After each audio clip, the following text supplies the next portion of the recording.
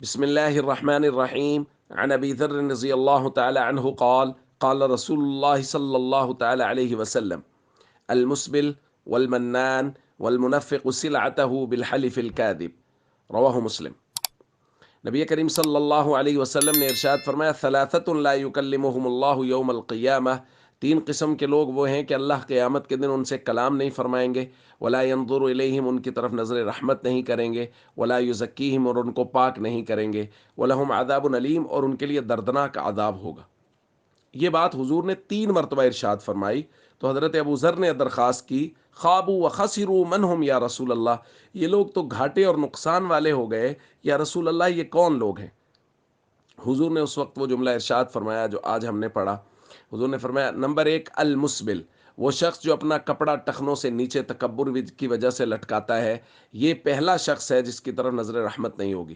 والمنان، اور وہ شخص جو احسان کر کے احسان جتلاتا ہے، جن کے اوپر احسان کرتا ہے ان کی توہین کرتا ہے، تذلیل کرتا ہے اور جتلاتا ہے مجالس میں کہ میں نے فلاں وقت پہ تم پہ احسان کیا تھا۔ اور تیسرا فرمایا وہ شخص جو اپنا سامان جھوٹی قسموں کے ذریعہ سے بیچتا ہے۔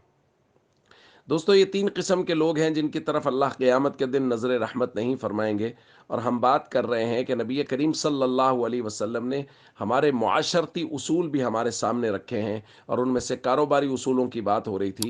ان میں سے ایک اہم اصول ہے کہ کوئی بھی چیز، جھوٹ ویسے ہی جائز نہیں ہے کہ کسی بھی چیز کے بارے میں آپ کسی چیز کو بیچنا چاہتے ہیں تو اس کے بارے میں جھوٹ بول کے بیچ دیں، اور جھوٹی قسم اٹھانا اس سے خاص طور پہ اس لیے منع کیا گیا ہے کہ عام طور پہ مسلمان جب اس کے سامنے قسم اٹھائی جاتی ہے تو وہ اس قسم کو مان جاتا ہے، اس کہتا ہے یار یہ مسلمان جھوٹ تو نہیں بول سکتا، کم از کم اللہ کی جھوٹی قسم تو نہیں اٹھا سکتے، اس لیے قسم پہ اعتبار کر لیتے ہیں۔ تو کچھ لوگ ایسے ہیں جو ایسے بدبخت ہیں کہ جو قسمیں بھی جھوٹی اٹھا دیتے ہیں سامان بیچنے کے لیے، نفع کمانے کے لیے۔ اس لیے ہم سب کو چاہیے امانت داری کے ساتھ تجارت کریں، خوبصورت تجارت کریں، سچ بول کے تجارت کریں، جیسا کہ نبی کریم صلی اللہ علیہ وسلم نے بیان فرمایا ہے، یہ تجارت قیامت کے دن انبیاء، صدیقین، شہداء اور صالحین کے پڑوس کا باعث بنے گی۔ السلام علیکم ورحمۃ اللہ وبرکاتہ۔